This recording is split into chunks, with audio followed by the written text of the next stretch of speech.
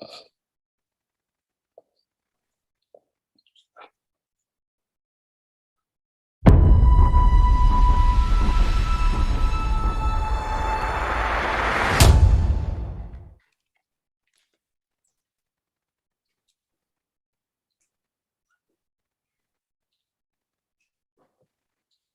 morning, everyone.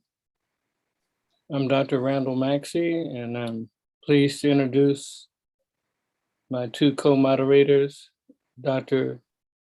Barbara Neighbert-Stevens and Dr. Ivan Walks.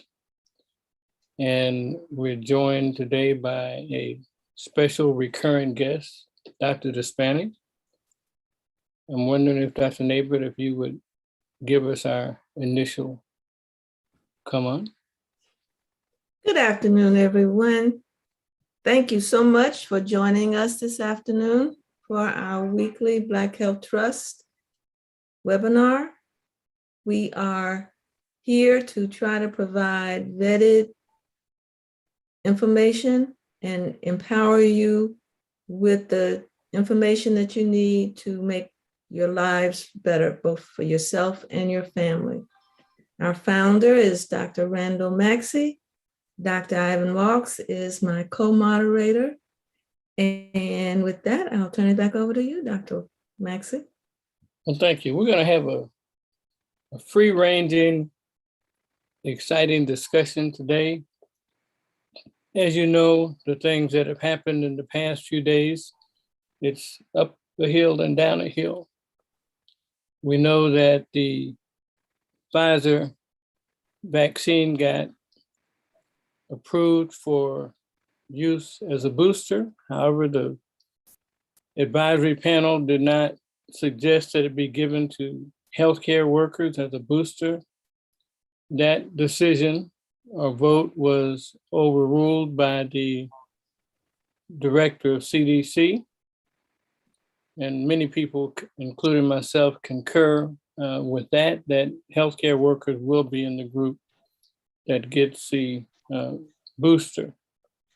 We also know that there continues to be both scientific and political controversy about where we're going, but the Black Health Trust continues to recommend common sense. So we're going to have not a speaker, but we're going to have with us Dr. Jordan Despani, and I'm going to let him introduce himself scientifically, and then Dr.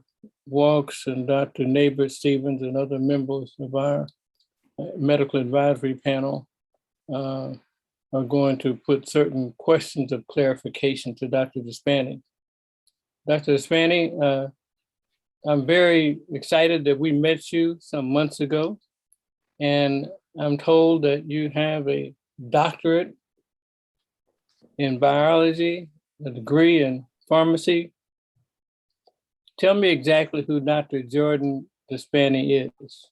Thank you for having me once more on Black Health Trust. I actually, first gave my talk that led to a fruitful subsequent series about virology and immunology last year. And just to give a background on myself, I was born and raised in Lafayette, Louisiana. I subsequently obtained my Bachelor of Science in Biology from Louisiana State University, where I did virology research, most specifically on cow-derived coronaviruses, and that was circa 2008 to 2010. So you can imagine my surprise that we would have like a world-shaking pandemic caused by a coronavirus.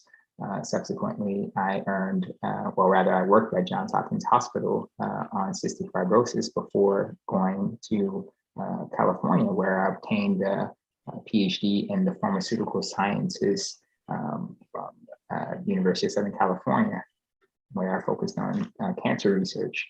And I think one of the most important things during this time is to really be able to understand the virus and its interplay with human behavioral interactions, because it's kind of a back and forth, if you will. right, a tug of war between the virus and our own actions that play a role in how quickly we can bring the pandemic to a conclusion.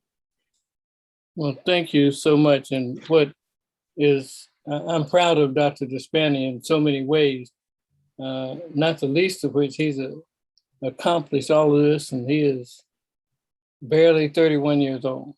I didn't mean to tell your age, but that's part of the mystique of you. Dr. Neighbor-Stevens, would you bring us up to date on what the CD says in the tracker, what our statistics are? Certainly, I'm still bearing bad news. As of last night, the US has seen a total of 42,770,371 cases, with a total of new daily cases yesterday of 130,638. I had a chance to look back, and just to remind you, on July 17th of this year, our total daily cases were 39,719. So that kind of puts today's numbers in perspective.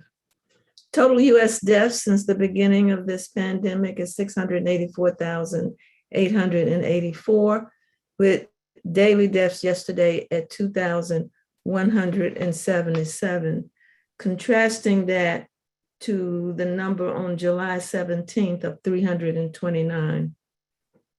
Total vaccine doses given to date is 213,177,462, which represent 64.2% of the US population.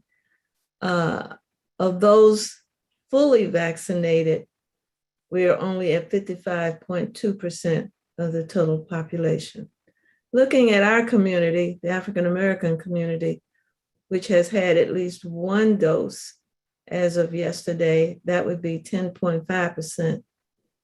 Of those who received that 10.5%, 15.9% of them did it in the last 14 days. And that's actually an encouraging number, because it means that more and more of our community are taking action and getting themselves vaccinated. As far as the number of African Americans that are fully vaccinated, we have 10.1% of our total population vaccinated, 14.6% of that number having done it in the last 14 days. So we have seen the needle move a little bit, still have a long way to go. So that's both good news and bad news. And as a practitioner seeing patients almost every day, not only locally in the Los Angeles area, but getting phone calls internationally, it is clear to me that our people are still bearing the brunt of the destruction, the morbidity, and the mortality that comes from this pandemic. But more so, we understand that those that are being hospitalized and are dying have a heavy predominance of those who have not been vaccinated. So, Dr. Despani, we're going to put you on the hot seat, which you will cool down, I'm sure. But you gave us a talk some months ago, and I think you called it the Vaccine 101. And I'm wondering if you could give us a brief introduction into what are these vaccines, what are the positive points on them, and what, if any, are things that we should know about, because there is no drug or medication that is without potential side effects. But just what are the mRNA vaccines, and what is the J&J and the other ones that are out there? What are the modern vaccines as opposed to what we had years ago? Okay, yeah. So just to give a just brief overview of like what a vaccine is more generally, really you're talking about a biological product that actually is intended to incite your body's alarm system. So that would be one nice way to describe the immune system, where you have two aspects to immunity. There is innate immunity, which is just what the body already knows to go with in terms of attacking. That would include things like natural killer cells, phagocytes, et cetera, et cetera. And then there's the adaptive immunity. Adaptive immunity is the branch of the immune system that is responsible for recognizing a pathogen that has moved past those innate initial defenses and is now taking the pathogen in question and is observing it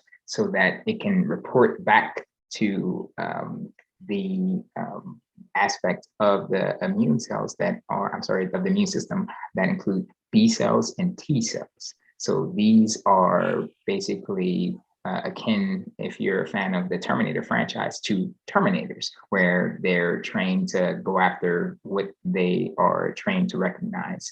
And in that regard, it does take time, typically 2 weeks, in order for those specific Terminator style T and B cells to go after a specific target. But once that becomes the case, you have a very strong response. And that is what enables the memory aspects of the immune system, as opposed to the innate immunity, which is, again, only that first line of defense. Now, what science and technology have allowed us to do is to actually create in an artificial circumstance the tools needed to help the immune system recognize pathogens that, while we could encounter them in nature, you instead are getting a boost without necessarily needing to be exposed to the pathogen itself. And when I say pathogen, I just mean something like fungus or bacteria or a virus. And in this case, we have 3 classes of vaccines. Obviously, the one that gains the most recognition or notoriety, depending upon your perspective, would be the messenger RNA vaccines. And then the second class would be inactivated virus vaccines. And these are just, killed or inactive forms of the pathogen itself. And the pathogen in this case is SARS coronavirus 2, which causes COVID-19. And then lastly, our third type includes like viral vector class vaccines. And viral vector class vaccines are basically a virus is taken, it's stripped of its natural contents, and it is reprogrammed to carry the SARS coronavirus 2. Now, having provided that very broad overview of the 3 types of vaccines, we can kind of go more in depth. So going with the messenger RNA vaccines, these are cutting edge and were recently approved during the COVID-19 pandemic at the end of 2020. And what is unique about them is that they are the equivalent to taking a modular iPhone type approach to developing vaccines. So when vaccines were originally invented and then subsequently utilized in the subsequent decades, they basically consisted of taking the virus or the bacterium or what have you, and actually inactivating them, typically using like heat or chemicals and so forth and so on. But what we're able to do here is to just take a genetic sequence of an important part of the pathogen. And in this case, it's the spike protein of SARS coronavirus 2. The spike protein is the protein that's responsible for latching on like Velcro to your body's ACE2 receptors. The ACE2 receptors are just there on your body, and the spike protein acts as a the Velcro. And we're able to just create that on a computer program and instruct the, once it's actually produced, we're able to instruct the body to take that genetic sequence and actually put it into a shot. And then once it's taken up by the body, just being routed to the cells of our body. And then once in the cells of the body, intracellularly is what we call it, you then have that messenger RNA gets routed to what are called the ribosomes. The ribosomes are kind of like the factories of the cell, which are responsible for producing proteins and whatnot. So this messenger RNA basically goes to the ribosome. It's read to create a spike protein within your body without you having to be exposed to the virus in question. And it initiates the process of creating a sort of infection, if you will, an artificial infection. And that's what's so unique about this. And just to clarify a little further, messenger RNA that's a natural part of biology. Without messenger RNA, there would be no life on Earth. In fact, there are some theories that RNA came before DNA, back and forth in the scientific community. But regardless, the fact of the matter is that that messenger RNA that's crucial. Messenger RNA is moving throughout your body at all times. Messenger RNA is responsible for you being able to produce any protein just to respond and react to your body. So it's not anything that's crazy or out there, right? So you're just basically taking what's already in biology and just creating a new type of messenger RNA. A good, an analog that I would use would be akin to, say, my mother making, let's say, shrimp Creole, right? So she, has her cookbook there, and she would never let me take it out of the kitchen, but instead I can make a Xerox copy of that, or the FedEx, Kinko's or whatnot, copy it and then bring it back to my home. And then from there, I can replicate the whole process and make my own shrimp Creole dish. And that's basically what's going on with these messenger RNA vaccines. May I ask a question? Of course. So, and I invite my co-moderators to question as well. What is your opinion of the overall safety profile of getting the mRNA vaccine and the adenoviral vaccines? Yes. So with regards to the messenger RNA vaccines, I would say that they, for the most part, are safe, although we do have data now that indicates that in those who are below the age of 30 and are male, they tend to have responses, specifically like pericarditis, in response to the messenger RNA. And that is also dose dependent. When I say dose dependent, I just mean that it is in response to the size and our amount dosage that's given. So what happens is that you have the Pfizer vaccine that actually administers approximately like around 30 micrograms of the vaccine in question, whereas with the Moderna vaccine, it administers about like 100 micrograms of the dosage. So that is what accounts for why Moderna seems to cause more cases of the pericarditis and what have you, and other heart-related myocarditis, other heart-related inflammations. But the thing is that one should know that this is typically transient.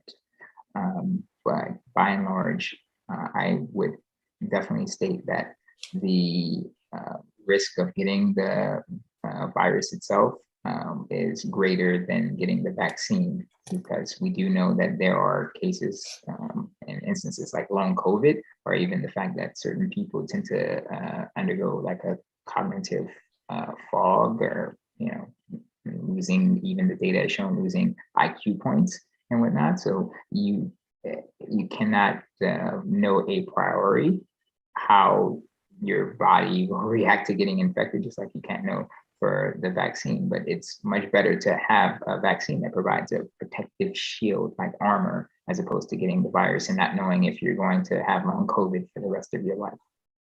May I Dr. push Neighbor-Stevens, then Yeah, could I push on that a little bit, Dr. Despani? Have you seen anything? And it's so good to see you again. You've been sorely missed. Every week there were questions for you popping up in the chat, I have to tell you. Do you know of any data now that is documenting adverse reactions to any of the components used to make the messenger mRNA vaccine? You've spoken to the mRNA part, but what about the other constituents used to make the vaccine? To the best of my knowledge, all the data that I have seen is pointing to the fact that, for at least for the messenger RNA vaccines, that it is most likely deriving from one of two things: either the dosage itself, or alternatively just from how the body, the person's immune system will respond. I mean, I think one thing that people give scientists too much credit for is that many people think that we actually know everything that there is about the immune system, when the reality is that the immunology is basically a Rubik's cube for us right now, and we're learning as we go. So it really is hard to deduce like what specifically is causing the problem. I know that there will be some people who will aver that, oh, it's actually the spike protein itself, but you have to realize that the spike protein that is utilized in the vaccines is a modified form. It is not exactly the same as the spike protein that occurs in natural infections, firstly. And then secondly, I would just say that a lot of the other, I guess, aspersions that have been mentioned about the vaccines include the fact that, oh, the spike protein can actually travel and extravasate from the injection site and whatnot. And like, no, that's not really true, precisely because messenger RNA just in the body is short-lived. That's just the nature of it in biology, and has been the nature of it since RNA has first emerged on the planet Earth. So that is actually why the messenger RNA vaccines must be encapsulated and protected within a lipid capsule, for lack of a better term, a liposome, a nanoparticle. But yeah, no, we're not that much closer to knowing why some people react the way that they do. And again, we have been humbled by the fact that in young men below the age of 30, that there are a myriad of cases that do, again, resolve, but cases of myocarditis and pericarditis. And again, we're just still learning. And again, that same question can also be posed to the viral vector vaccines. And even if you think about the inactivated or killed vaccines that are used by Russia and China, those are, using a very old process of making vaccines, basically inactivating a virus. That's how some polio virus vaccines were made, and so forth and so on. But then the problem is that they're not as effective relative to, say, the messenger RNA or viral vector vaccines. So again, it's really, people need to realize that it's a give and take, and also that we don't know all that there is to know. Again, if we knew that, then we wouldn't have a problem today. Dr. Walks, you were chair of our task force on vaccines, and you reviewed with your committee a lot of data. In the current picture of only a small percentage of our population being vaccinated, what questions might you have to a virologist and a pharmacist like Dr. Despani? Well, Dr. Maxey, many questions. First of all, like Dr. Neighbor-Stevens, I'm excited to have Dr. Despani back with us today. Always good to be in a room with smart people. And so, Dr. Despani, you certainly fit the bill. Here's the question I have. We keep hearing another reason or a different reason why you don't need to take the vaccine. Even people who say, well, I'm not an anti-vaxxer, but here's a reason why the vaccine isn't a good idea. The one that I heard this past week was that by people taking the vaccine, and this is a question. This is not a statement I'm making. I don't want to lose my common sense badge that Dr. Maxey gave me. People who take the vaccines are actually helping to create variants, because by fighting against the virus with the vaccine, we're making the virus try to survive by mutating. I did okay in my immunology class in medical school, but it didn't make any sense to me that and it was even compared to the fact that we have organisms that are now resistant to antibiotics because of how we use antibiotics. It all seemed very confusing to me. It seemed like someone trying to confuse people like me who try to explain things simply. So my question for you is there any relation to the fact that people are taking the vaccine and that could be causing the variants that are out there? Yeah, that's one that I spend a lot of time addressing. The people who make that statement, they actually have it backwards, actually. It's flipped the other way. So the reality is that when you have what we call a selective pressure, like the vaccine, then that actually can do, like something like causing negative selection, meaning that it reduces the viral population. So it really is that whenever you give free rein to the virus to infect hosts without any restraint, then that's whenever more variants happen. I have tried to explain that countless times, but the reason why we suddenly had a surge or even the onset, I should say, of variants, including alpha, beta, eta, iota, etc., is because those occurred in people who had helpless immune systems. They had no immune systems. They were shot because they were immunocompromised. We have the data to show that that's where beta emerged from in South Africa, and then also alpha. Alpha specifically came in the UK with data to show that it came from a patient who could not clear the virus because the person was immunocompromised, and that basically acted as a training ground for the virus to evolve 28 or so different mutations, may not be 23 yet, greater than 20 point mutations, which is unheard of unless you have a permissive environment. Now, whenever people say, oh, well, obviously if you're giving the vaccine, then you're forcing the virus to adapt and whatnot.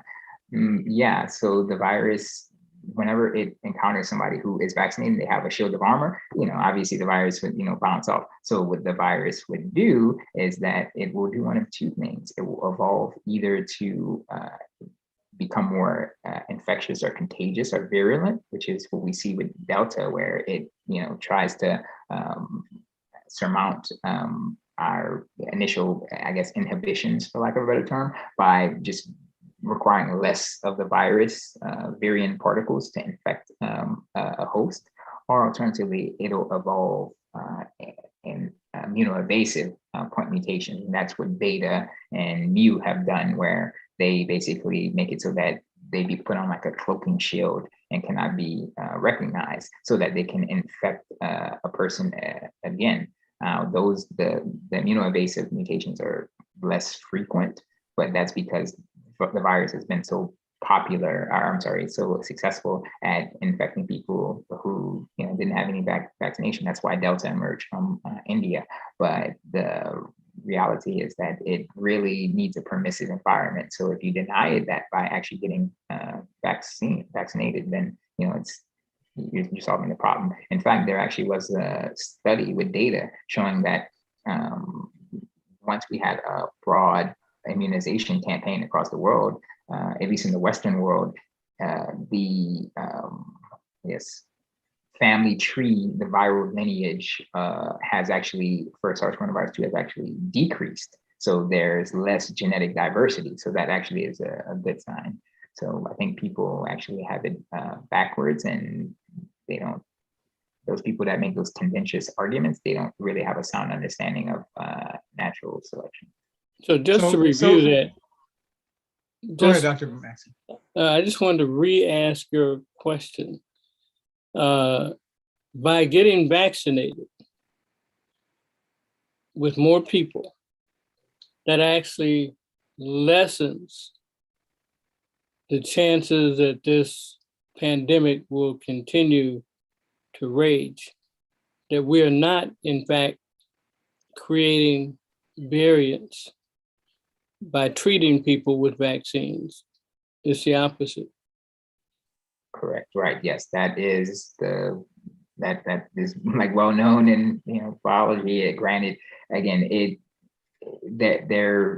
this is where I mentioned that it's kind of like an equation, right? There are two sides of an equation to be balanced. There's the viral behavior, and then there's the human behavior. So the problem that people who make such arguments claim is that they're like, oh, like the vaccination is causing the virus to create variants and what have you. And they don't leverage nuance.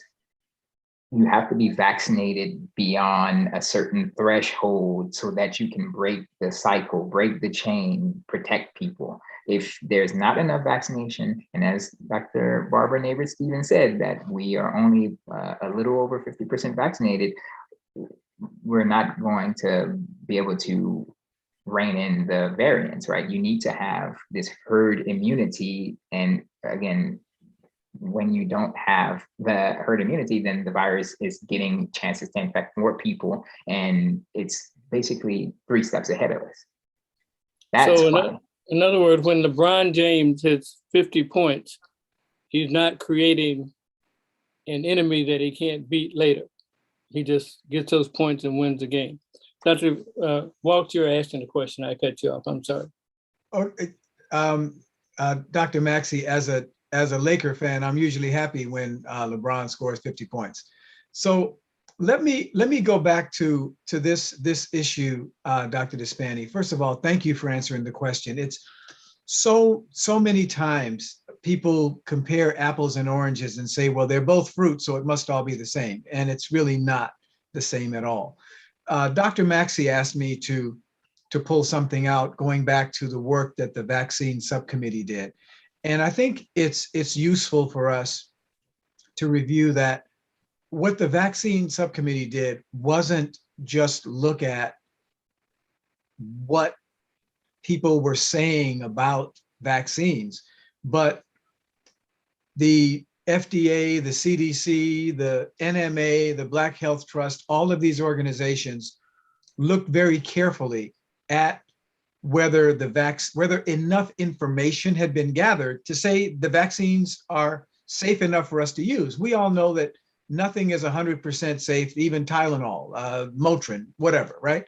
But it's safe enough for emergency use authorization, and now for full authorization. All of that has gone on. And we've had over 200 million people take 200 million shots of vaccine and all of that. So I'm trying to understand, given your background in studying viruses and given your background in really staying on top of all of this information, is there any science that supports people not getting vaccinated at this point? You talked about herd immunity. Is there, and I know there are individual people with individual issues, but when we're talking to the general public, which is what the Black Health Trust is really about, giving information out, is there any science behind this argument that, well, people shouldn't get vaccinated? They should wait because the vaccines are new, and they should wait because we don't have enough information yet. I don't see that plausibly. I mean, at the end of the day, the people who don't want to get vaccinated, they do so of their own volition. But I don't see that really helps the virus. I mean, So Dr. Spenny, one last thing. I see Dr. Jordan has his hand up. Let me just follow up with this one little piece. We also hear a lot about, well, it's a choice. It's your personal choice whether you want to get vaccinated. And so folks will say, well, I'll take the risk. I won't get vaccinated. Earlier, you talked about this herd immunity that helps us to stop the pandemic for everyone, to stop the virus for everyone. So can you talk a little bit about, from a virologist perspective, from a scientist perspective, how it matters to me when someone else decides not to get vaccinated, how it matters to our community when people decide not to get vaccinated? mhm. Yeah, so basically the virus is in a tug of war with humanity, and obviously the virus can move faster than we can sequence by virtue of it, infecting and being, it has the upper hand in the momentum right now.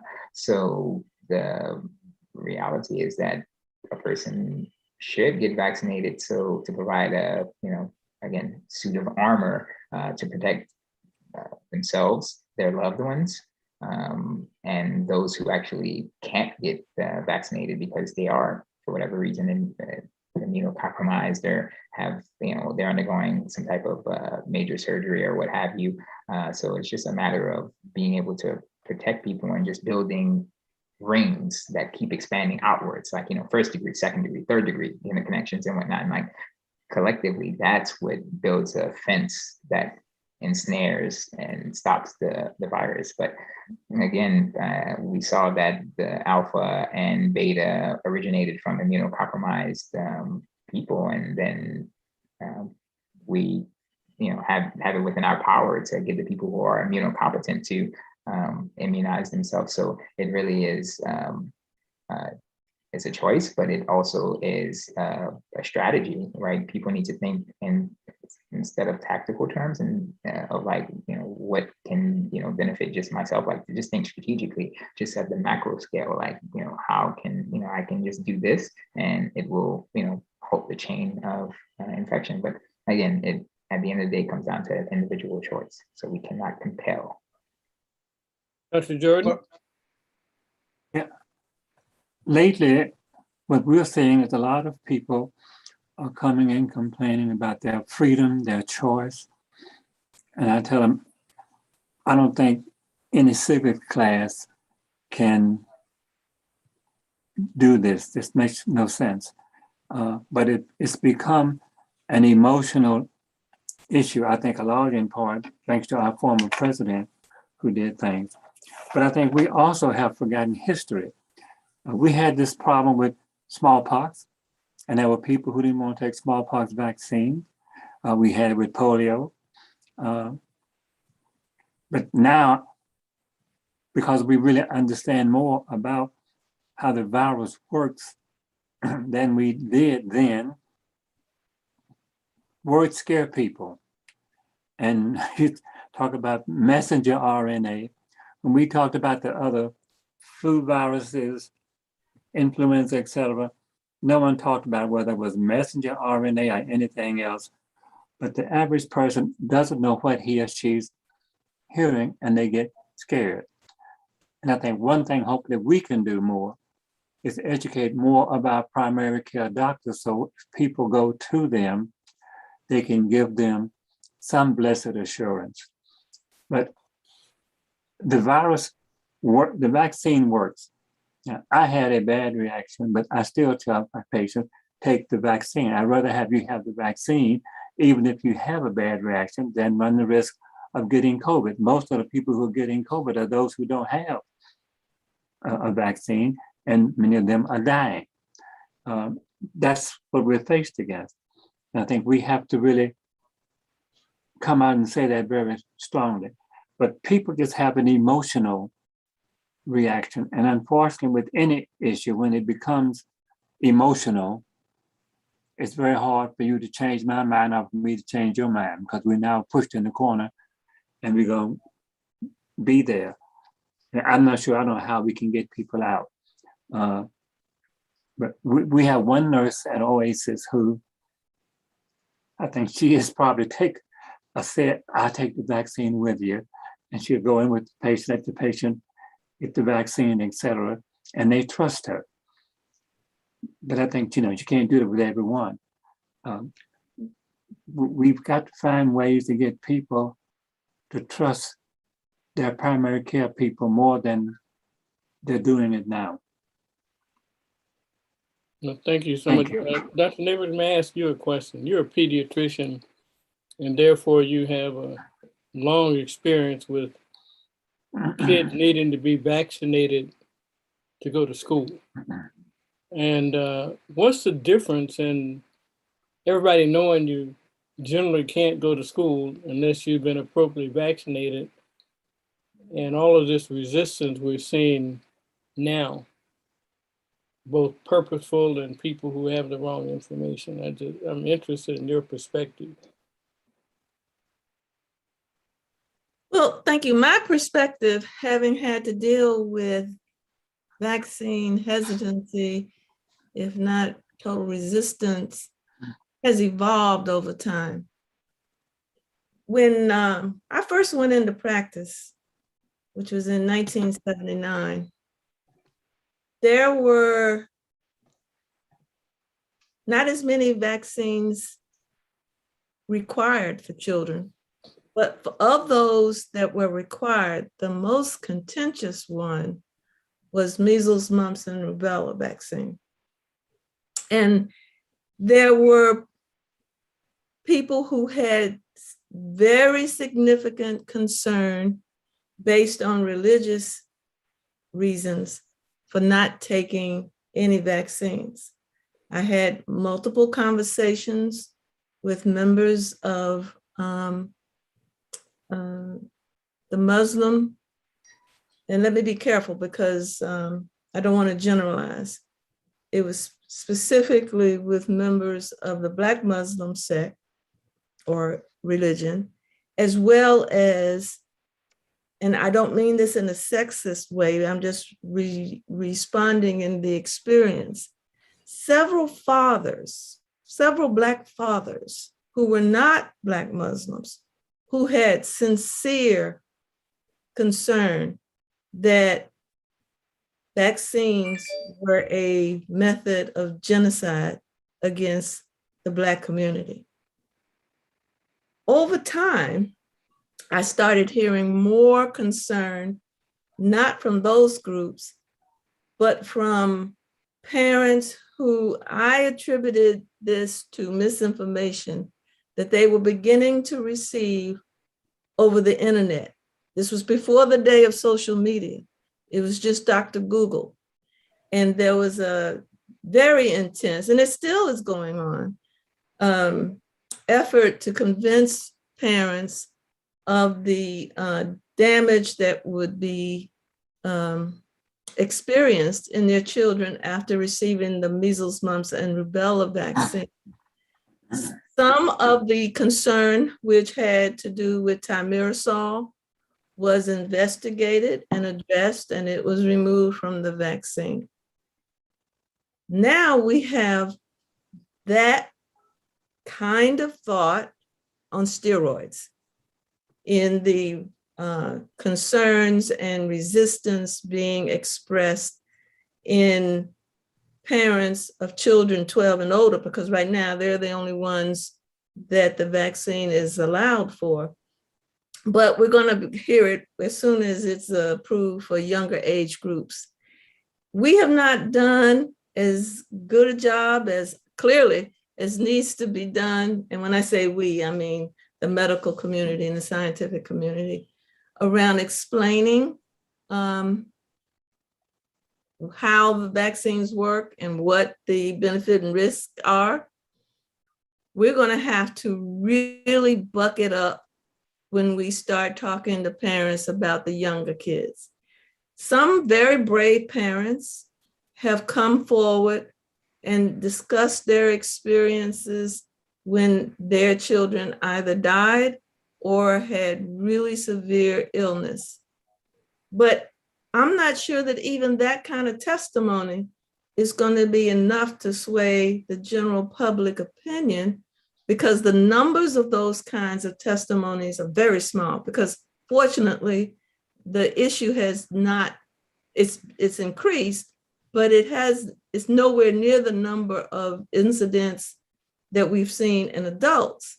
And with the vast number of episodes that we have seen and heard about in the adult population, and that hasn't changed people's minds, I have no reason to think that that's going to change parents. So I anticipate the need for pediatricians and those clinicians who take care of children to have to really roll up their sleeves and really have some multiple, in many instances, conversations with parents until they have addressed the concerns to the point that the parents feel that it is indeed in their child's best interest that they receive the vaccine. So you do support the use of vaccines in the approved pediatric groups? We do not have all of the data yet. The studies in the younger groups are not complete. I said in the approved groups. In the approved groups, yes.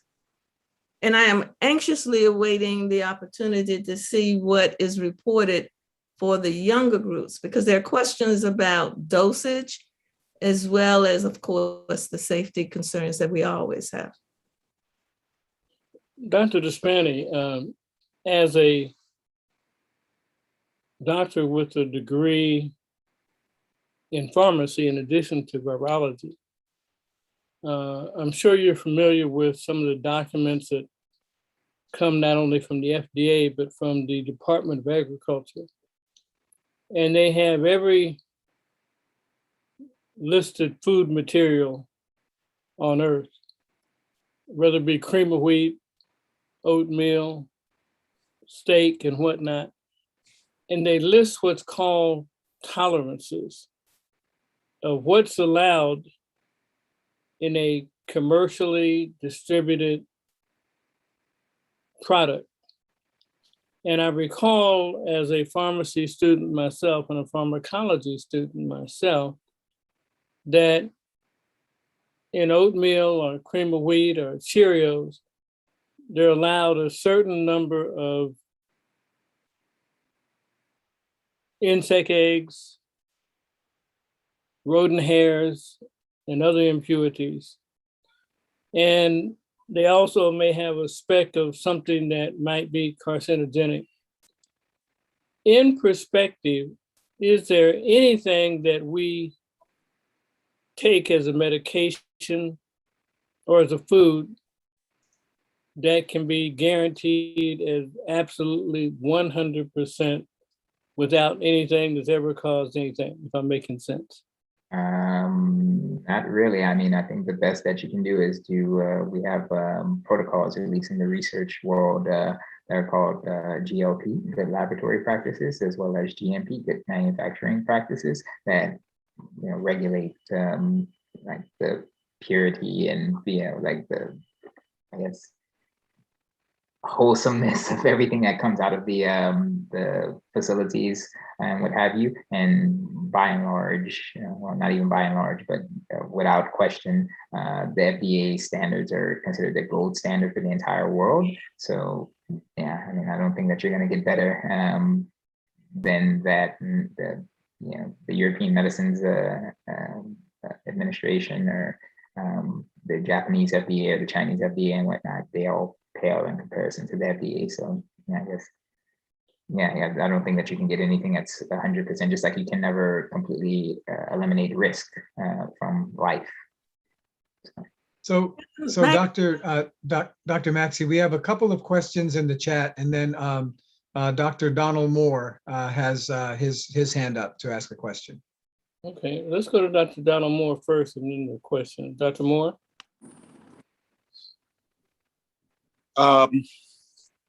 Good afternoon.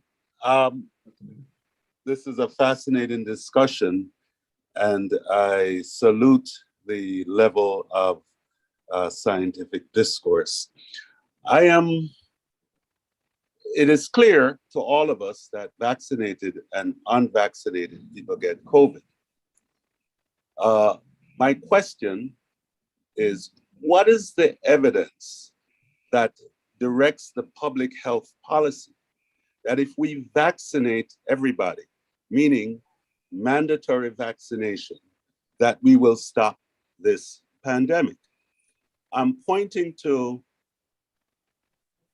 epidemiologic data from Israel, where a large portion of the population is vaccinated, but they seem to be careening out of control with the amount of cases where the vaccinated people get serious disease. And we're seeing that here. So my question is very specific. I give lots of vaccinations in my office, and I've taken the vaccination, I've taken a booster, but I'm talking about mandating that people who don't want to take the vaccine, can we really be sure that they're hurting anyone else? And can we be sure to those people that we aren't hurting them with the vaccines? That's a very, very interesting question. I'm going to ask not only Dr. Despani, but Dr. Walks, in his capacity of having been the chief medical officer of the Department of Health.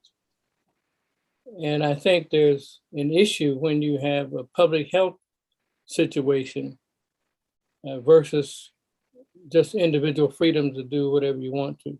Dr. Walks, would you take on that question? I'm happy to take. Dr. Maxey, can I just interject and ask that in the course of discussing this question, there was an unstated but implied, question or issue. And that is, what does the vaccine do for you if you still come down with the infection?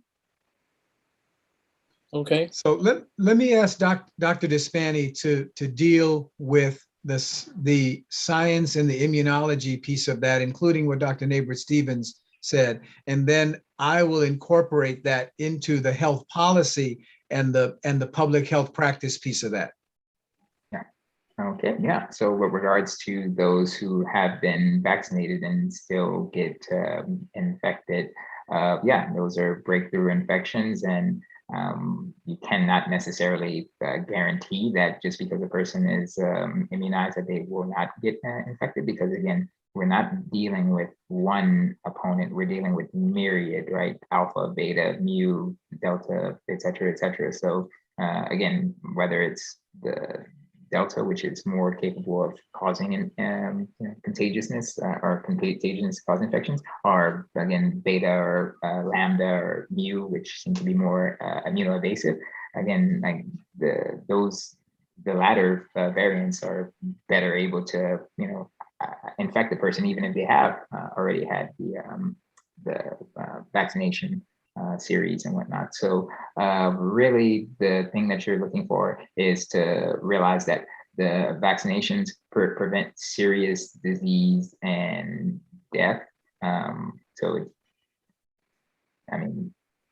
That's usually, again, you cannot protect against every variant and what have you. And that's why I say that we need to move towards like a model of updating the vaccines, which we haven't necessarily been doing, other than just giving the kind of like this third shot, which is in a series. But even still, it would allow your body to recognize it, because part of the battle is determining if like the booster would be an updated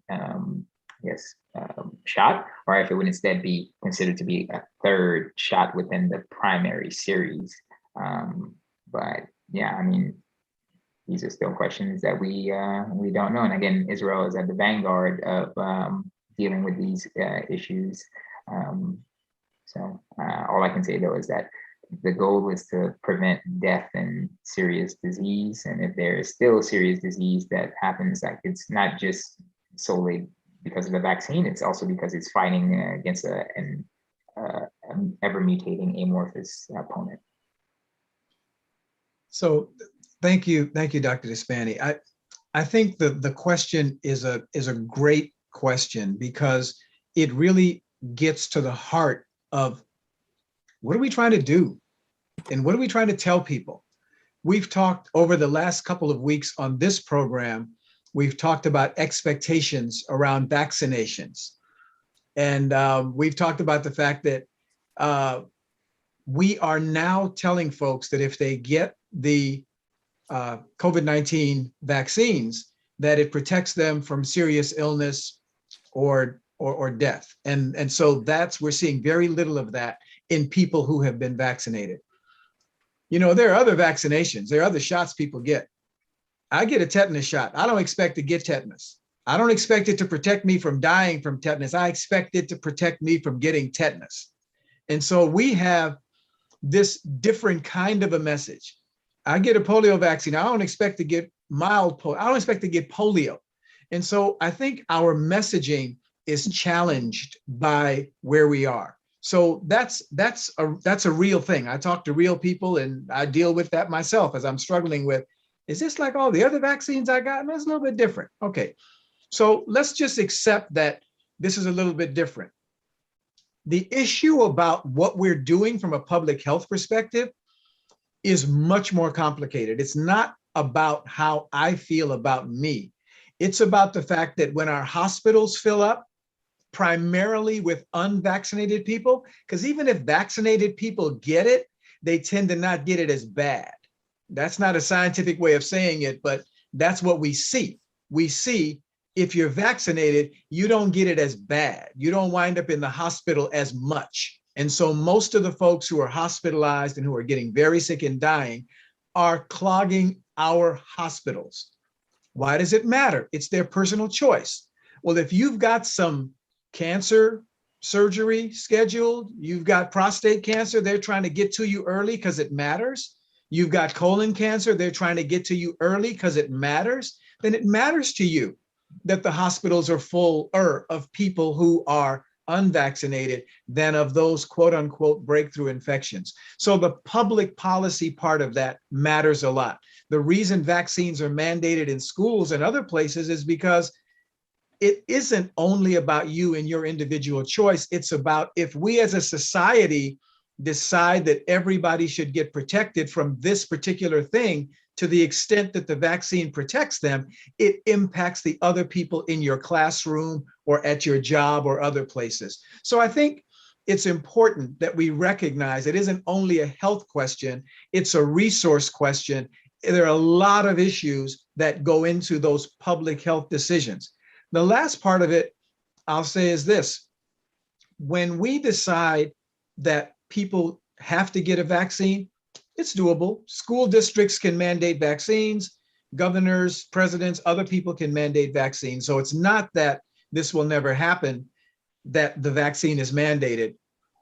And my very last point on this is people are still looking. The information coming out of Israel, Dr. Despani educating us all the time about all these different variants that are coming out and the vaccine record keeping that is done. So it's not that the vaccine was approved and everybody walked away. The vaccine was approved and people are continuing to monitor it to make sure that it's safe. Just like Dr. Despani talked about the rigorousness of the FDA and the approvals and all of that. All of that goes on. Many times we've heard about medications that were approved and then withdrawn because over time people saw there were challenges with it. So I want to make sure everybody is clear that the vaccines weren't approved and everybody walked away. Like everything else that's approved, the vaccines were approved and people are still looking and monitoring and counting and keeping records and doing studies and all of that. And I hope that that gets to the question. Dr. Moore, did that kind of get to it?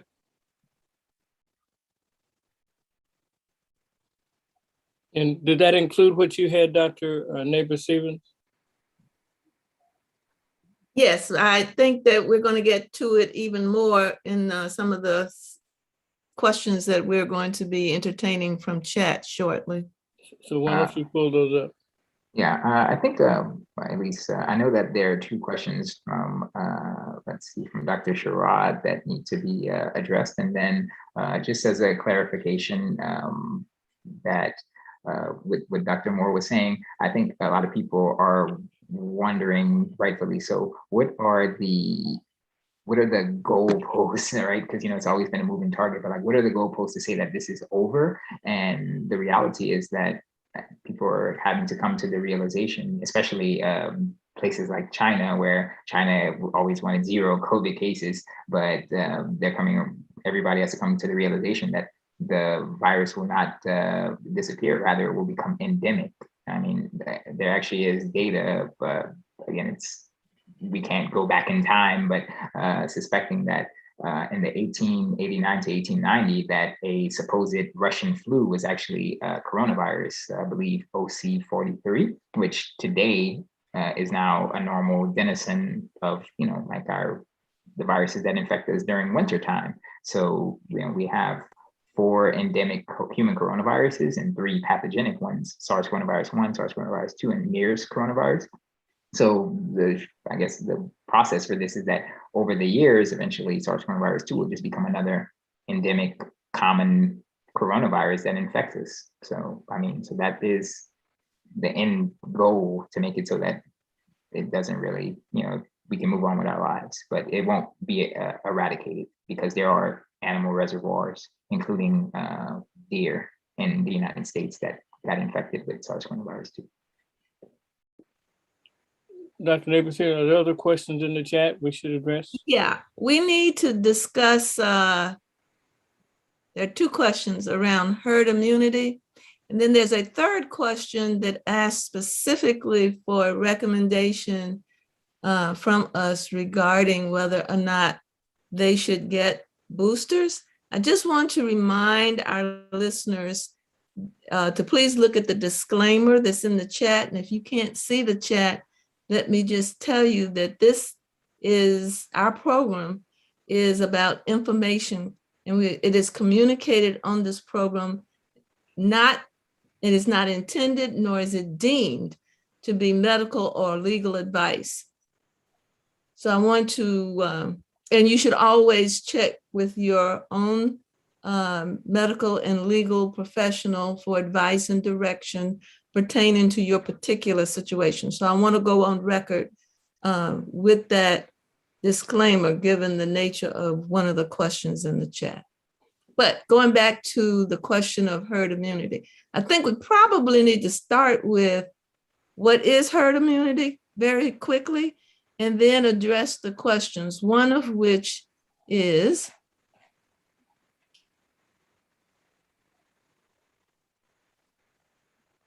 no, that's another one. Oh my God, well, I can't find them for this. Well, one of them is, has herd immunity been established with the flu vaccine? Because both the flu and COVID are caused by RNA viruses. There's around that same question is, since folks who are vaccinated can in fact carry the virus and pass the virus, are we going to get to herd immunity with that going on, with people who are vaccinated still being able to get the virus and transmit the virus? So I'll toss those to you, Dr. Despani. Herd immunity, to the best of my knowledge, has never been established with influenza like virus or the vaccines. The reason why is because the influenza viruses, there are so many different strains. There's influenza A, B, and that's why now we're up to using quadrivalent vaccination shots, where you have 2 influenza A strains and 2 influenza B strains. And then secondly, it's pretty impossible to do that, because at least the herd immunity with the influenza virus, because it mutates so readily to the point where it actually undergoes antigenic drift, which again, antigenic drift is what's also going on with the SARS coronavirus 2 virus. That's why I always mention all of those specific point mutations. But the reality is that what's different with influenza viruses is that they undergo what's called reassortment, which is basically where they all meet up in a pig or in a chicken or in a human, and they infect the same cells and then they recombine. Very similar to how humans, you mate with your lover or what have you, and then you produce offspring that actually represents recombination of the genes. So that's why it's pretty impossible to establish the herd immunity with the influenza. And the other question is that was asked was regarding whether we'll reach herd immunity with the fact that people can still transmit the virus and whatnot despite being vaccinated. And just to clarify, the herd immunity, just a very general term of it, is that there's a threshold here, and above a certain threshold, there will be a decrease in the number of infections. So this is a number known as R naught. R naught is just a mathematical term that determines whether a pandemic or infection or epidemic is growing or whether it's getting smaller. If you have an R naught that is equal to 1, it's not really doing anything. If it's greater than 1, the pandemic or epidemic is spreading. If it's less than 1, it's getting smaller.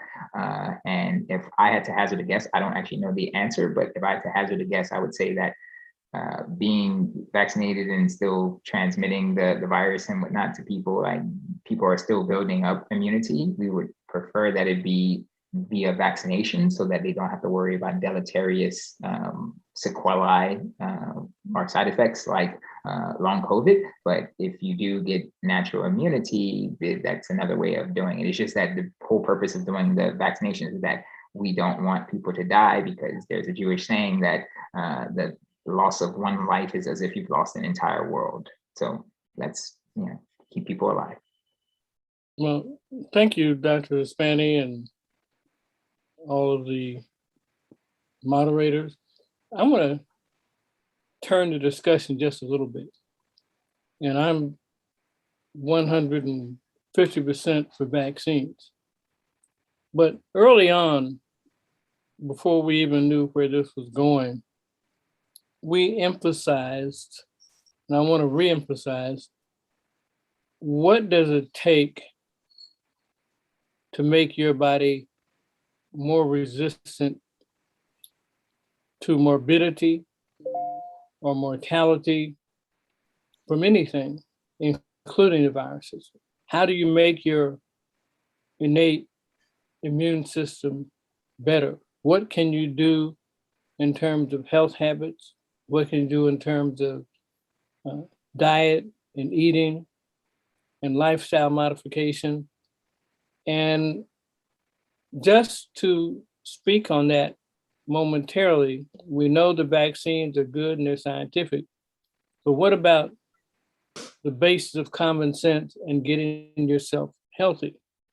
We know from other talks that we've had that in communities of color, especially Blacks, we have more high blood pressure than anybody else in the world. We know that we have in the top numbers of diabetes mellitus in the world. We know that many and large percentages of our population are overweight, if not obese.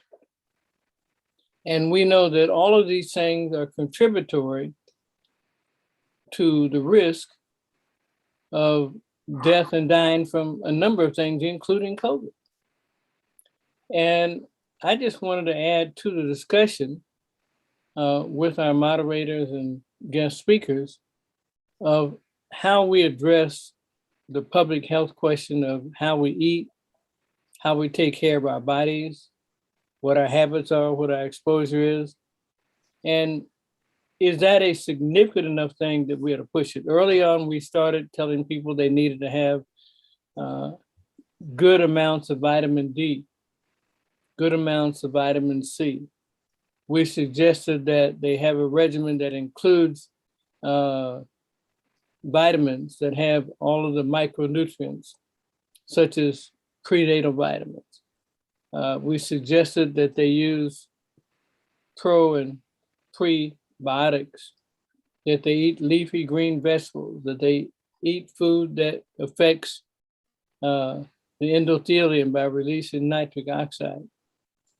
What about some of those things? I mean, we're all hot on vaccines, but there's some homework that needs to be done with the maintenance of your own body and how that will affect your life and death in general, notwithstanding the virus. You may get past the virus and not get it and die from a stroke or die from diabetes.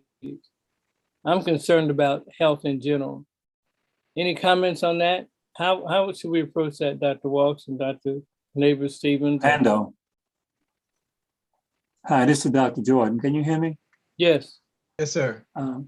I can review right now our 3,500 patients at Oasis.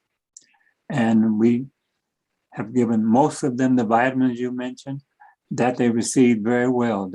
Everybody have high vitamin D levels, vitamin C levels, etc.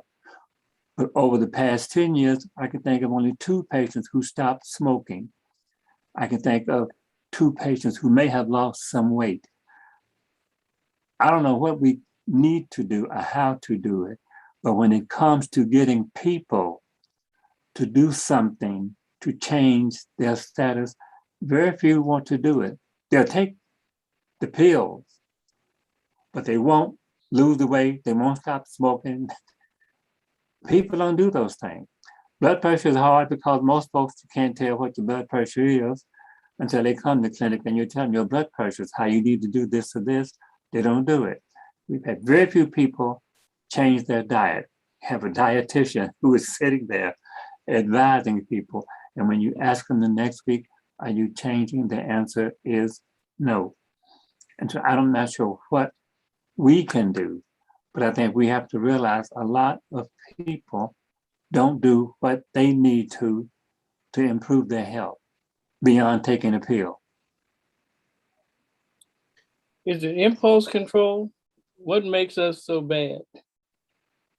I don't think it's just Black folks, it's people, period. I mean, if I'm a stereotype, we have an equal number of Hispanic patients.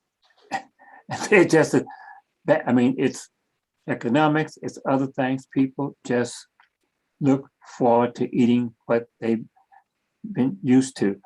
But you don't start someone at age 55 on boiled carrots and asparagus. They're not going to do it. And it's very hard when you get a dietitian. The first thing I want the dietitian to do is learn the person's food and how to make what they like healthy, as opposed to giving someone advice on eating something that they don't want to eat. I mean, the latter is easy. It's easy to get a dietitian want to do that, but it's hard as hell to get a dietitian. If you don't know anything about soul food, about Latino food, learn, and then see if you can make this more nutritious. But you expect people at age 40, 50, 60 to change their diet habits, many people will not. So Dr. Maxey, you asked me to respond to this question, and Dr. Jordan, you're 100% right. Let me say this about that. We give people all of these numbers as if it makes a difference to the individual person. I contend it does not. I contend that the fact that 95% of the people won't change their habits doesn't mean that that one person in front of me won't change their habits. And I think a lot of it is about how we communicate. I remember giving a talk once about stealing shamelessly from your environment. So I'm gonna tell you something I stole from my environment. I happened to get in front of this physician. His name is Dr. Cross. He's in Howard County, Maryland. An amazing young man, great communicator, very inspirational. And in a church meeting, he was given the 10 commandments, the 10 health commandments. And I want to share the 10 health commandments. And I'm going to go through them very quickly in the interest of time. Number 1, thou shalt get flu and COVID vaccines. Number 2, thou shalt wear his seatbelt. Number 3, thou shalt wear condoms, if not monogamous. Number 4, thou shalt limit alcohol. Number 5, thou shalt mitigate stress. Oh, thou shalt manage stress. Number 6, thou shalt not smoke. Number 7, thou shalt control his weight. Number 8, thou shalt control his blood pressure and cholesterol. Number 9, thou shalt control his diabetes. And number 10, thou shalt get a colonoscopy, PSA, and prostate exam screening. This young brother was able to present this stuff in a way that was exciting and that was engaging, and I think most importantly, motivating. And I think we have to understand the statistics, understand how hard it is to get people to change their behavior, and go at it anyway. Go at it in a way that's interesting for them, that's motivating for them.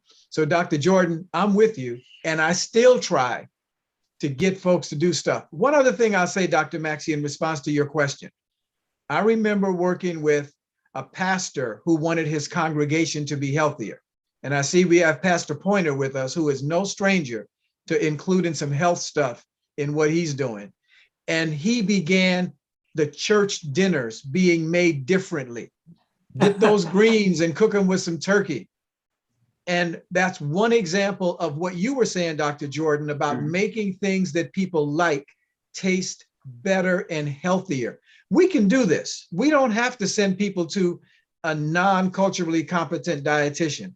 We can incorporate the things that matter into what we do.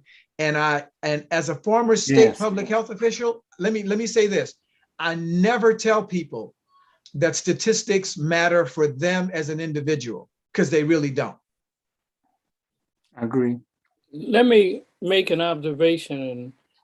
And some years ago, I was invited to the nation of Zimbabwe because they had a high degree of kidney failure, and they didn't have the facility to do chronic dialysis. But my observation was, other than high blood pressure, there was no large amount of diabetes. Very few, if anybody, was overweight. And my thinking is, were those of us who were ancestrally dropped off on the shores of the Western world involuntarily, were we set up to program ourselves to be physically unsuccessful by having the natural selection of people who would retain salt and water, people who, because of the bad food that they had to make taste right, create the poison called soul food, that 100, 200 years later would end up putting us on the negative side of health outcomes. So I do agree that health behavior needs to change, but I think that all of this structural racism, I'm going to lump it all in there, has causes. And I think this young man that you spoke about, Ivan, we need that kind of talk, that kind of motivation to get to those 10 or even 15 commandments that we need to do to save ourselves. And I really would love to know who he is and bring him on the Black Health Trust. I'm just so depressed of all the deaths of young people that I've seen even in the past week. The number of cases of post-acute syndrome, also known as a long haul, from people who've had it. And people are still saying, well, I'm just waiting to see what happens. I hear it causes sterility. I hear they're going to put a tracking mechanism in me, all kinds of things. And you don't know whether to be sad for those people or angry with them or how to deal. My understanding is that you have to work with them, because right now our first job is to survive. In order to survive, it's shown that you're more likely to survive if you take the vaccine. You're more likely to survive if you treat your body right by eating correctly and exercising. So I think as we go forward, we're going to talk not only about the immediate problem, which is the vaccine. But we have to deal with health disparities and lifestyle changes as we go forward. I'd like some reaction on that among my co-moderators. And I'm really concerned that we need behavioral modification. I hate to say on steroids, but you get my point. I'd like to make 2 points. One, to Dr. Walks and his colleague with the 10 Commandments for men. I will volunteer to work with your colleague to develop the 10 Commandments for women. Oh, you because guys don't need the prostate screening and all that? I'm sorry. all I can say is, what medical school did you go to? Or specifically, did you take anatomy? But don't get me started. The other comment though, that I wanted to make, with all due respect to the psychiatrist on the call, that one of the things that I've observed, I have no study, but one of the things that I've observed in dealing with our people is that we don't view obesity as something not desirable. And we don't, when we have conditions such as diabetes, high blood pressure, etc., we don't consider ourselves as being sick. Dr. Neighbors, being from Nashville, is there a difference in obesity and being big boned? That is one of our euphemisms for sure. I got to go. There you go. There you go. But, you know, and when you talk about 95% women are big boned, they're not obese. Again, I'm not going to take this down the road where it could go, but the statement that we need behavior modification, yeah, that's the nice scientific term for it. But what I think is even more fundamental that we need to address is honesty coupled with information so that we can acknowledge the situation that we're in. If you've got high blood pressure, you can have it controlled and you're maintaining good health. You know, you're not having strokes and you haven't wiped out your kidneys and your eyesight's still pretty good. But that doesn't mean that you don't have it anymore. It's still there. It still needs to be managed. And we don't seem to connect those dots. And there are probably a lot of psychological reasons for that. But that's another part of this general conversation that we've been having. And then I want to highlight a comment in the chat from our friend, Dr. Young, who points out that good nutrition begins in infancy with breastfeeding and proceeds throughout the pediatric years with modeling and the provision of healthy diets. She didn't say that, I added that. As we move toward the goal of healthy living. I think that is right on time. And I think we're saying a lot of the very same thing. We do need a movement amongst our communities of color about health in general. And we need to get past the idea of just having speeches and proclamations. We need to find out how to do it. And it is so important what Dr. Neighbors Stevens said about it begins at birth, maybe even before birth, with the mother communicating verbally via music in utero with that child, and certainly doing breastfeeding. We're coming close to the end of the hour. We're trying to hold our programs to an hour and 30 minutes. And I want to make sure that we answered any further questions that people might have before we recognize Ms. Brenda Yeager and Pastor Pointer. I think there's a question in the chat that I really would like Dr. Despani to respond to. Dr. Despani, earlier in the year, you stated that those who already had COVID in their bodies automatically built up around 6 months of immunity. Has the data that you have been following give you any indication if this is the same for this particular strain? Also, I am hearing there are other strains occurring. Any ideas of those going forward? Those of us who are senior citizens trying to exist, exercising and somewhat healthy eating habits. So it's a two-part question, and then there's another question earlier that I think was forgotten that I'll address. But yeah, I mean the earlier variants were really the D614G. That was kind of like the prevalent one. Then Alpha came and Beta and what have you.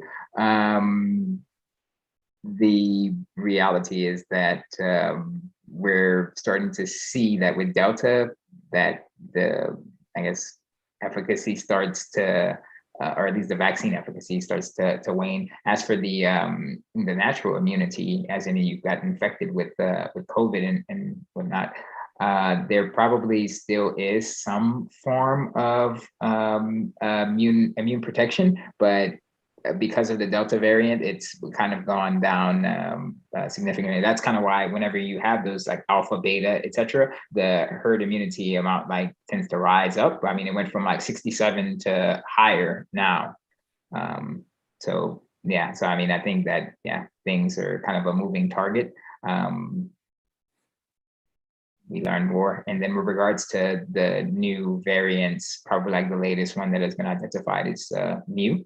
Mu is more immunoevasive, meaning that it can still infect people who have already been vaccinated, already had natural immunity. And that's kind of the whole crux of this thing with breakthrough infections and so forth and so on, is that the virus is like, oh, well, I got this new bit of mutation, so I want to try it out on you. Oh, you got infected or you got vaccinated already? Let me try my luck. And then sometimes it's lucky, but sometimes it's not. I mean, again, all of this is the reason why it's so hard is because it's all random. It's stochastic is what we call it in science, just randomness.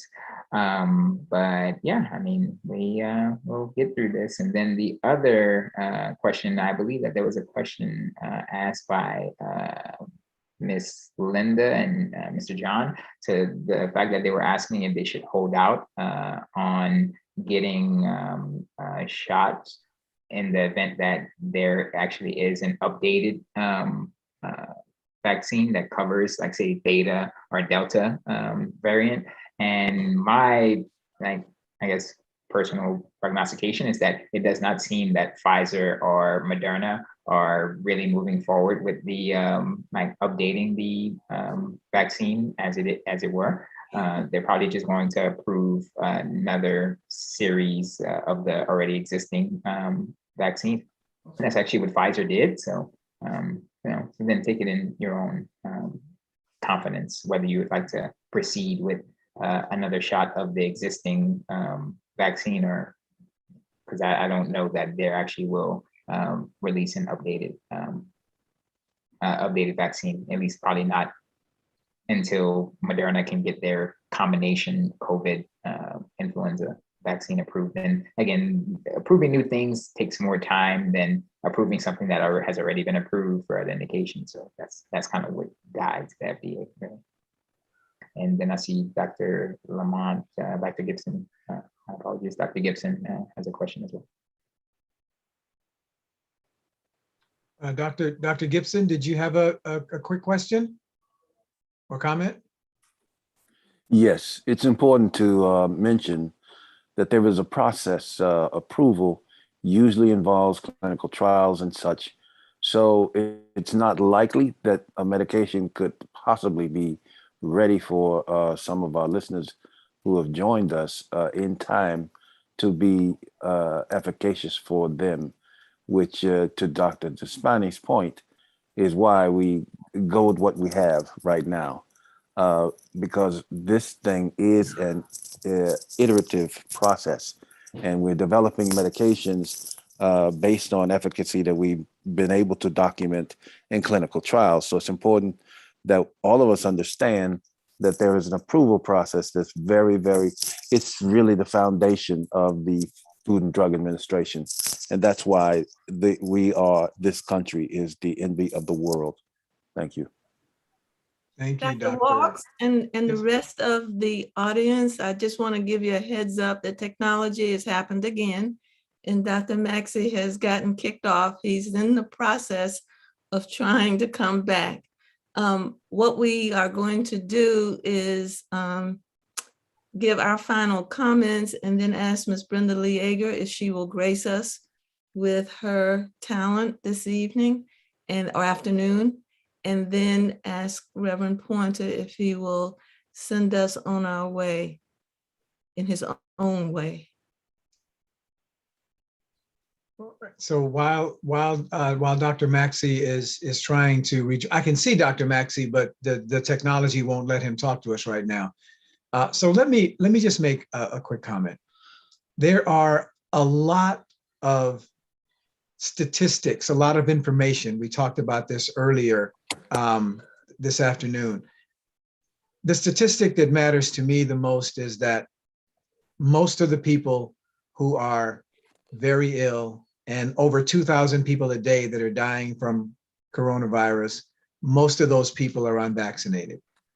And the common sense answer for me is that taking the vaccine is a better shot than not taking the vaccine when it comes to this particular deadly illness. Having said all of that, the most recent conversations that we were having about I always tell people the best thing you can do is present the coronavirus with the healthiest pair of lungs you can, with the healthiest body you can. So I will stand by that. Present whatever's coming for you, whether it's diabetes or COVID-19, with the healthiest body that you can present it with, and then get good information about how to fight. That's what I have. My thoughts this afternoon revolve around my reaction to several different things I've heard over the course of the week. And my takeaway is, don't let that fast talker confuse you. Use still your common sense. Don't be intimidated by the thought that they are talking about stuff that you don't know. If you don't know and you cannot make a judgment on what you're hearing, don't just accept it. Question it with somebody that you trust who can interpret what it is that you're hearing. And finally, I don't want my disclaimer message a few minutes ago to be used or thought of as a barrier. If you've got questions, we will do our best to answer them. But as you can understand, in the kind of world we live in, we have to protect ourselves. So please bear with us as we do share the disclaimer and try to answer your questions with information that is as accurate as we can possibly make it be, remembering that each day there's an opportunity for new information to be uncovered. So we may very well change some of the things that we said 18 months ago because we have new information. So please keep that in mind. Well, thank you so much, Dr. Neighbor-Stevens and Dr. Walks and Dr. Despani for being with us. And we'll be back next week with exciting programs. We're looking to bring a number of people on. I'd like to introduce Ms. Brenda Lee Yeager prior to Pastor Pointer giving us our benediction. Ms. Yeager?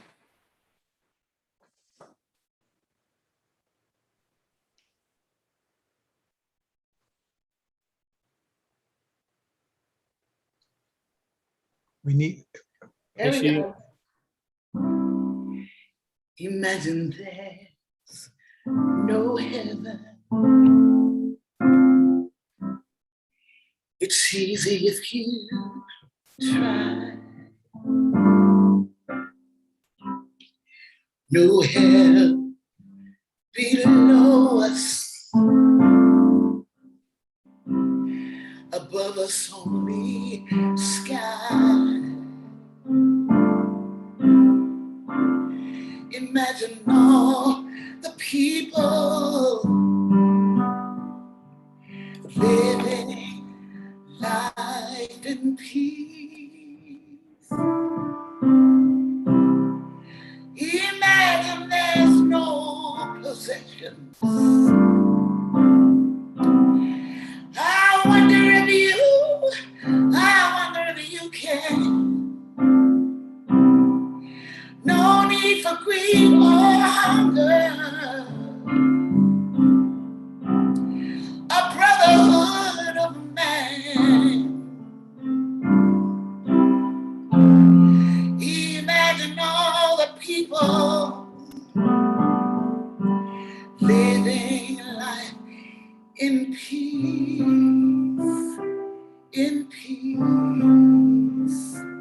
in joy, in love as one. Can you? Thank you. Pastor? To have you back. Thank you, Dr. Maxey. Dr. Despani, we are always encouraged by what God is doing with you. So thank you again, my dear brother. And we'll talk because I have folks who are from Lafayette. All right, praise God. Let's then look to the Lord to receive the benediction. Holy God, everlasting as you are, grant these requests unto us. Let us not wander in vain. Let us not labor in vain. Let us not mingle with the prejudiced. Let us not leave the company of the virtuous. Let us not fly into anger. Let us not stray off the path of goodness. Let not sickness claim a day or an hour. Grant unto us another tomorrow. Show us what we would do that would please your great name. Give me such a wealth as this, and I, O God, will be your servant, full. In Jesus' name we thank you. Amen. Amen. No. Have a good day, everyone. Woo. Bye, everyone. Bye-bye. Bye. I praise God.